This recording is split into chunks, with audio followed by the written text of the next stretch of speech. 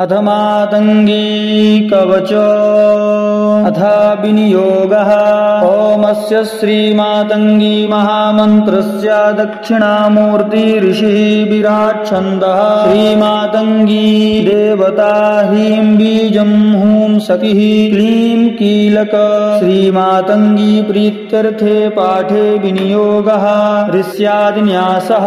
ओम दक्षिणामूर्ति ऋषये नमः शिरसि। ओम विराट् छन्दसे नमः मुखे। श्रीमातंगी देवतायै नमः हृदि। ह्रीं बीजाय नमः गुह्यो। ह्रीं शक्तये नमः पादयोः। क्लीं कीलकाय नमः नाभौ। विनियोगाय नमः सर्वाङ्गे। करन्यासः। ओम ह्रां अंगुष्ठाभ्यां नमः। ओम ह्रीं तर्जनीभ्यां नमः। ओम ह्रूं मध्यमाभ्यां नमः। ओम ह्रैं अनामिकाभ्यां नमः। ओम ह्रौं कनिष्ठाभ्यां नमः। ओम ह्रां करतलपृष्ठाभ्यां नमः। हृदयादिन्यासः।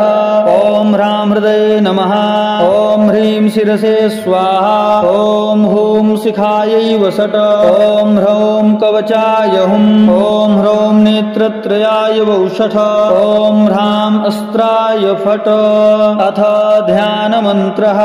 श्यामां शुभ्रां सुभालां त्रिनयन कमलां रत्नसिंहासनस्थां भक्ताभीष्टप्रदात्रीं सुरनिकराकरा सेव्यकञ्जाङ्गियुग्यां नीलाम्भोजांस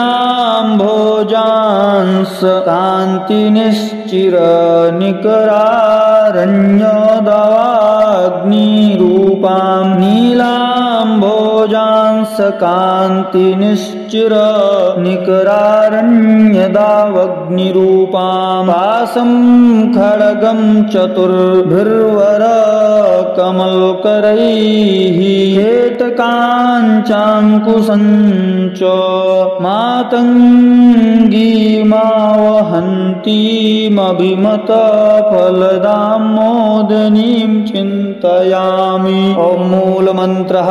ॐ ह्रीं क्लीं हूं मातङ्गी हुं फट् स्वाहा। मातङ्गिनी कवच शिरो। मातङ्गिनी पातु भुवनेशी तु चक्षुषी। तोतलाकर्णयुगलं त्रिपुरावदनं मम। पातु कण्ठे महामाया हृदि माहेश्वरी तथा त्रिपुरा पार्श्वयोः पातु गुह्ये वामेश्वरी मम। गुरुद्वये तथा चण्डी जङ्घ्यायां च रतिप्रिया महामाया पदे पाया सर्वाङ्गे सुकुलेश्वरी। या इदं धारये नित्यं जायते सर्वदानवत्। परमैश्वर्यमतुलं प्राप्नोति नात्र संशयः। ॐ अथ मातङ्गिनी कवचस्य सम्पूर्णम्। ॐ ह्रीं क्लीं हूं मातङ्ग्यै हुं फट् स्वाहा। अथ मातङ्गी कवच अथ विनियोगः। ओमस्य श्रीमातङ्गी महामन्त्रस्य दक्षिणामूर्ति ऋषिः विराट् छन्दः। श्रीमातङ्गी देवता ह्रीं बीजं हूं सतिः क्लीं कीलक।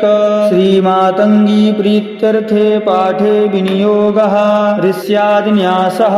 ओम दक्षिणामूर्ति ऋषये नमः शिरसि। ओम विराट् छन्दसे नमः मुखे। श्रीमातङ्गी देवतायै नमः हृदि। ह्रीं बीजाय नमः गुह्यो। ह्रीं शक्तये नमः पादयोः। क्लीं कीलकाय नमः नाभौ। विनियोगाय नमः सर्वाङ्गे। करन्यासः। ओम ह्रां अंगुष्ठाभ्यां नमः। ओम ह्रीं तर्जनीभ्यां नमः। ओम ह्रूं मध्यमाभ्यां नमः। ओम ह्रैं अनामिकाभ्यां नमः। ओम ह्रौं कनिष्ठाभ्यां नमः। ओम ह्रां करतलपृष्ठाभ्यां नमः। हृदयादिन्यासः। ओम ह्रां हृदये नमः। ओम ह्रीं शिरसे स्वाहा। ओम हूं शिखायै वसट। ओम ह्रौं कवचाय हुम्। ओम ह्रौं नेत्रत्रयाय वौषठ। ओम ह्रां अस्त्राय फट। अथ ध्यानमन्त्रः। श्यामा शुभ्रां सुभालां त्रिनयना कमलां रत्नसिंहासनस्थां भक्ताभीष्टप्रदात्रीं सुरनिकराकरा सेव्यकञ्जाङ्गियुग्यां नीलाम्भोजांस कान्तिनिश्चिरनिकरारण्यदावाग्निरूपां नीलाम्भोजांस कान्तिनिश्चिरनिकरारण्यदावग्निरूपां पाशं खड्गं चतुर्भिर्वरकमलकरैः श्वेतकाञ्चाङ्कुशं च मातङ्गीमावहन्तीमभिमतफलदां मोदिनीं चिन्तयामि। ॐ मूलमन्त्रः ॐ ह्रीं क्लीं हूं मातङ्गी हुं फट् स्वाहा।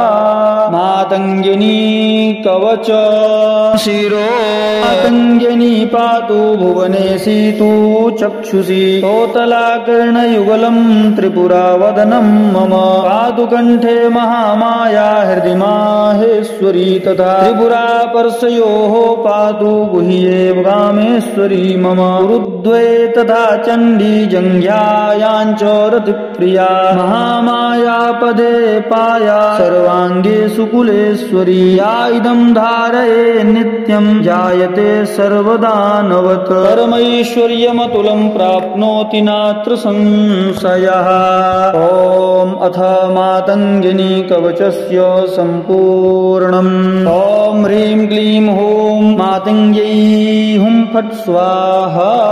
अथ मातङ्गी कवच अथ विनियोगः। ॐ अस्य श्रीमातङ्गी महामन्त्रस्य दक्षिणामूर्ति ऋषिः विराट् छन्दः श्रीमातङ्गी देवता ह्रीं बीजं हूं सखिः क्लीं कीलक श्रीमातङ्गी प्रीत्यर्थे पाठे विनियोगः ऋष्यादिन्यासः। ॐ दक्षिणामूर्ति ऋषये नमः शिरसि ॐ विराट् छन्दसे नमः मुखे श्रीमातङ्गी देवतायै नमः हृदि ह्रीं बीजाय नमः गुह्यो ह्रीं शक्तये नमः पादयोः क्लीं कीलकाय नमः नाभौ विनियोगाय नमः सर्वाङ्गे करन्यासः। ॐ ह्रां अङ्गुष्ठाभ्यां नमः ॐ ह्रीं तर्जनीभ्यां नमः ॐ ह्रूं मध्यमाभ्यां नमः ॐ ह्रैं अनामिकाभ्यां नमः ॐ ह्रौं कनिष्ठाभ्यां नमः ॐ ह्रां करतलपृष्ठाभ्यां नमः हृदयादिन्यासः। ॐ ह्रां हृदये नमः ॐ ह्रीं शिरसे स्वाहा ॐ हूं शिखायै वसट ॐ ह्रौं कवचाय हुं ॐ ह्रौं नेत्रत्रयाय वौषठ ॐ ह्रां अस्त्राय फट्। अथ ध्यानमन्त्रः श्यामां शुभ्रां सुभालां त्रिनयना कमलां रत्नसिंहासनस्थां भक्ताभीष्टप्रदात्रीं सुरनिकराकरा सेव्यकञ्जाङ्गियुग्यां नीलाम्भोजांस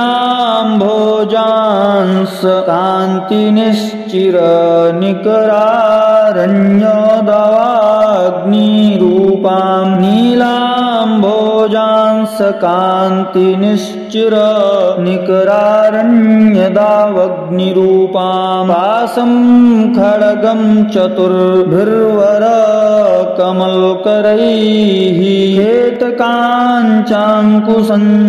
च मातङ्गीमावहन्तीमभिमतफलदां मोदिनीं चिन्तयामि। ॐ मूलमन्त्रः ॐ ह्रीं क्लीं हूं मातङ्गी हुं फट् स्वाहा।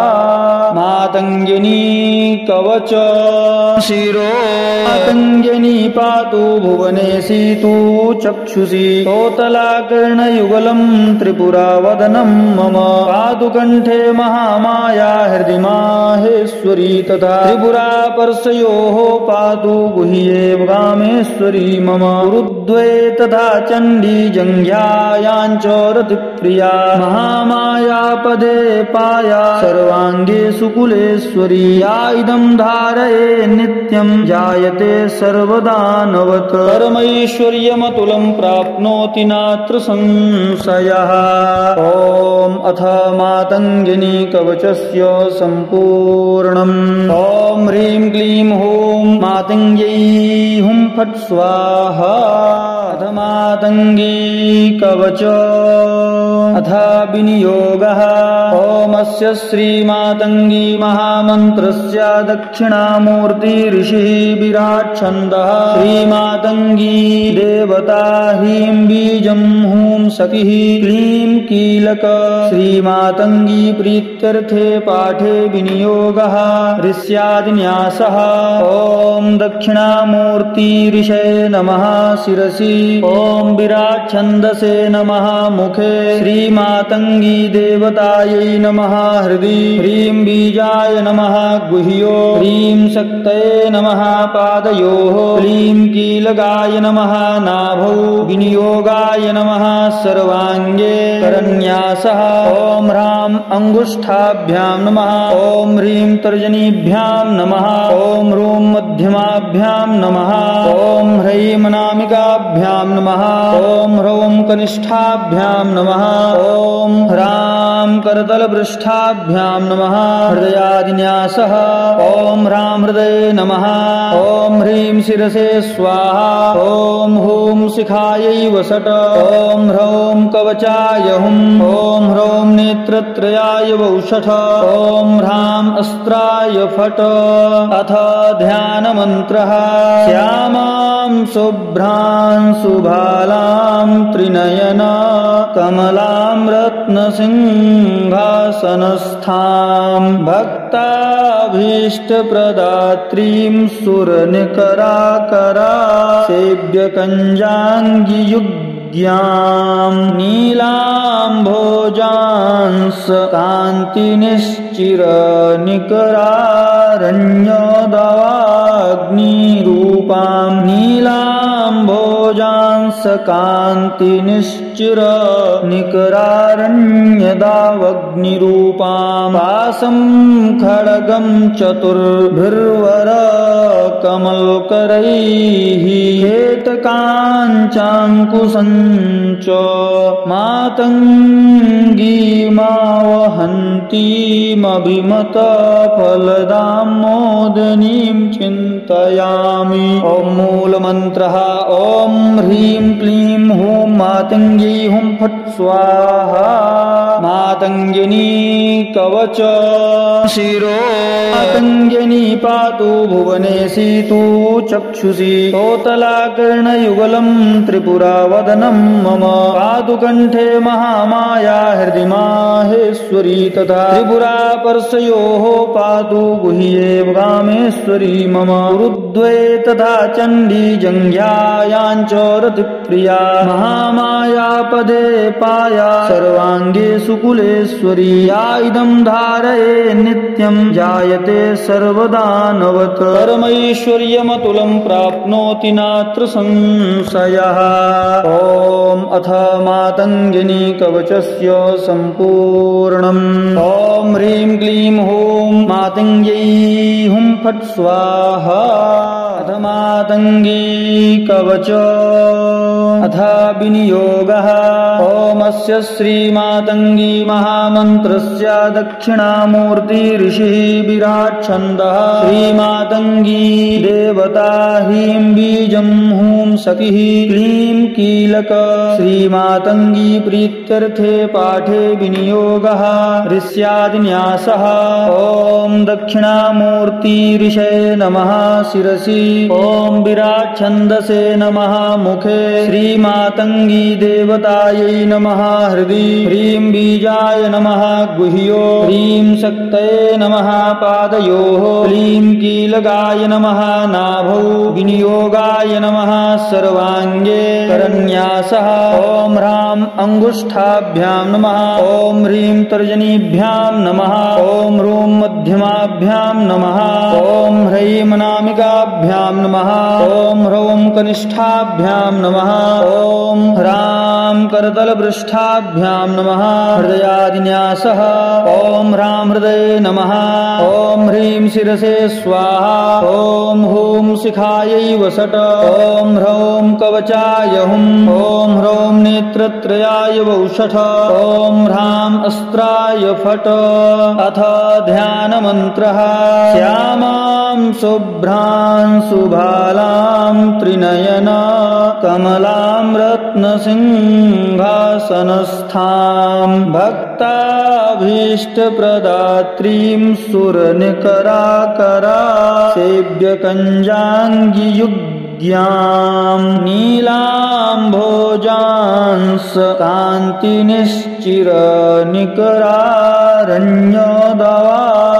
कान्तिनिश्चिरनिकरारण्यदावाग्निरूपां नीलाम्भोजांस कान्तिनिश्चिरनिकरारण्यदावग्निरूपां पाशं खड्गं चतुर्भिर्वरकमलकरैः हेतकाञ्चाङ्कुशञ्च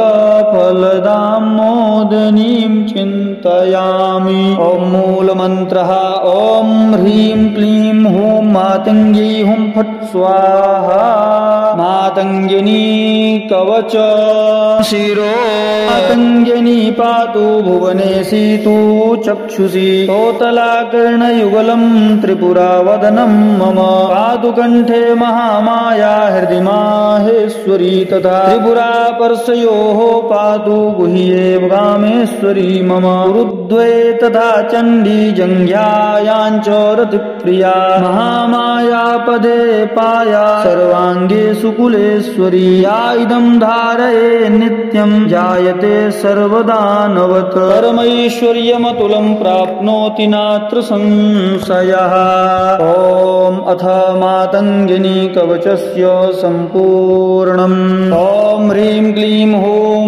मातङ्ग्यै हुं फट् स्वाहा अथ मातङ्गी कवच अथ विनियोगः ॐ अस्य श्रीमातङ्गी महामन्त्रस्य दक्षिणामूर्ति ऋषिः विराट् छन्दः श्रीमातङ्गी देवता ह्रीं बीजं हूं सखिः क्लीं कीलक श्रीमातङ्गी प्रीत्यर्थे पाठे विनियोगः ऋष्यादिन्यासः ॐ दक्षिणामूर्ति ऋषये नमः शिरसि ॐ विराट् छन्दसे नमः मुखे श्रीमातङ्गी देवतायै नमः हृदि ह्रीं बीजाय नमः गुह्यो ह्रीं शक्तये नमः पादयोः क्लीं कीलकाय नमः नाभौ विनियोगाय नमः सर्वाङ्गे करन्यासः ॐ ह्रां अङ्गुष्ठाभ्यां नमः ॐ ह्रीं तर्जनीभ्यां नमः ॐ ह्रूं मध्यमाभ्यां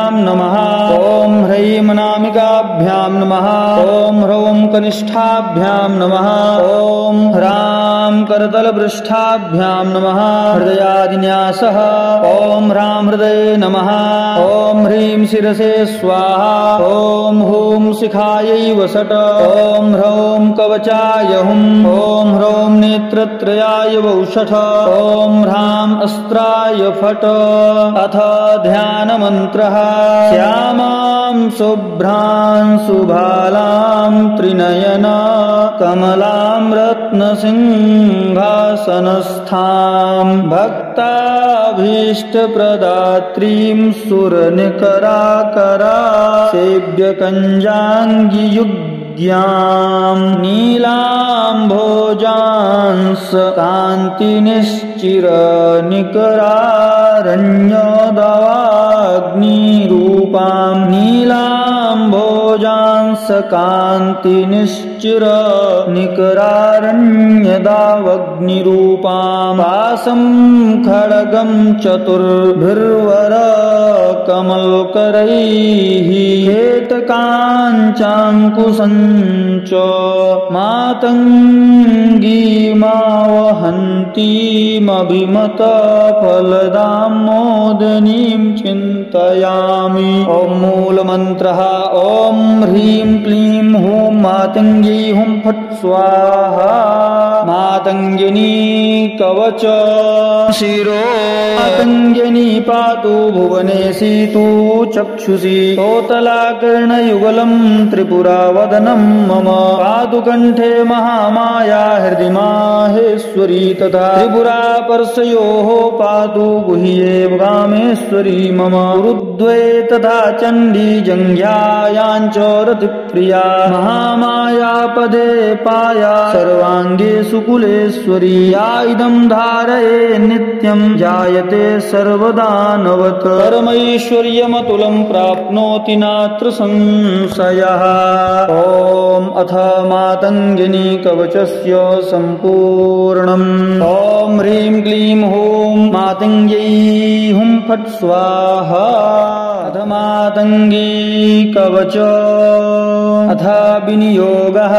ॐ अस्य श्रीमातङ्गी महामन्त्रस्य दक्षिणामूर्ति ऋषिः विराट् छन्दः श्रीमातङ्गी देवता ह्रीं बीजं हूं सखिः क्लीं कीलक श्रीमातङ्गी प्रीत्यर्थे पाठे विनियोगः ऋष्यादिन्यासः।